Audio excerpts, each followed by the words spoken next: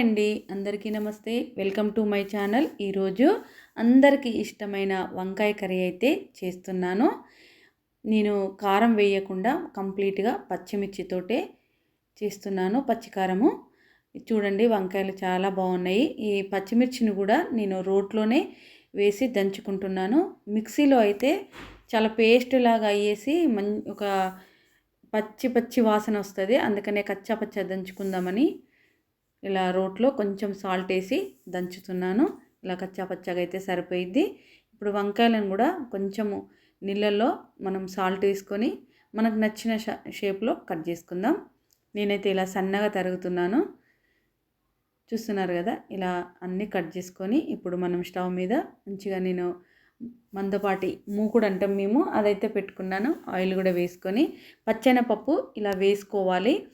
ఫ్రైలకి కొంచెం దగ్గరగా ఉండే కర్రీస్లకి పచ్చెనపప్పు వేసుకుంటే బాగుంటుంది. అలాగే ఆవాలు జీలకర్ర కూడా వేసుకొని దీనిలోకి నేను పెద్ద సైజు ఉల్లిపాయ తీసుకున్నాను.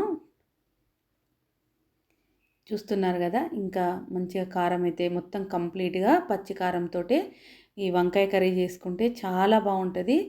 సో మనకి ఎంత అవసరమో పచ్చిమిర్చి అంత తీసుకొని ఇలాగా దంచేసుకొని వేసుకుంటే మంచిగా ఉంటుంది. ఇదంతా చక్కగా వేపుకోవాలి పచ్చి వాసన పోయేంత వరకు. అలాగే ఇందులో కొంచెం సాల్టు, జింజర్ గార్లిక్ పేస్ట్ కూడా వేసుకొని చక్కగా ఫ్రై చేయాలి. చూస్తున్నారు కదా, మంచిగా ఇది మనం వేసుకున్న పచ్చెనపప్పు కూడా ఎంత చక్కగా మాడిపోకుండా చక్కగా వేగిపోయింది. చూసారు కదా, ఇలాగా.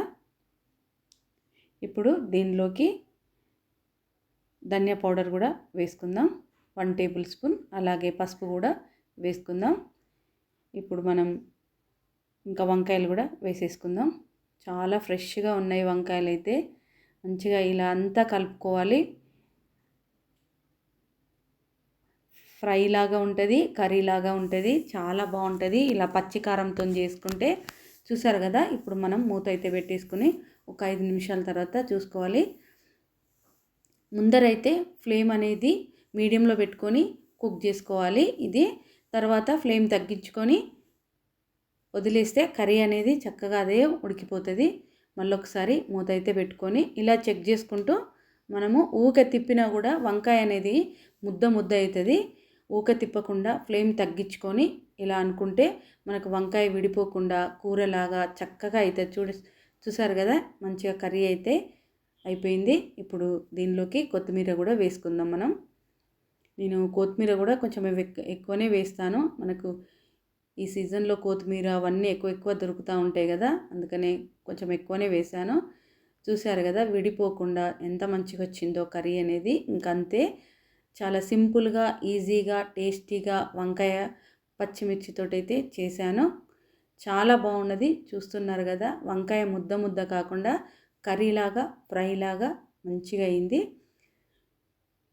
ఫ్రెండ్స్. ఇంకా వంకాయ ఆలు, వంకాయ టమాటో కూడా చాలా అందరికీ ఇష్టమే. మాకైతే చాలా ఇష్టం. ఇది రైస్లోకైనా చపాతీలోకైనా చాలా బాగుంటుంది. దీంతో పచ్చి పులుసు చేశాను, ఇంకా బాగుంది.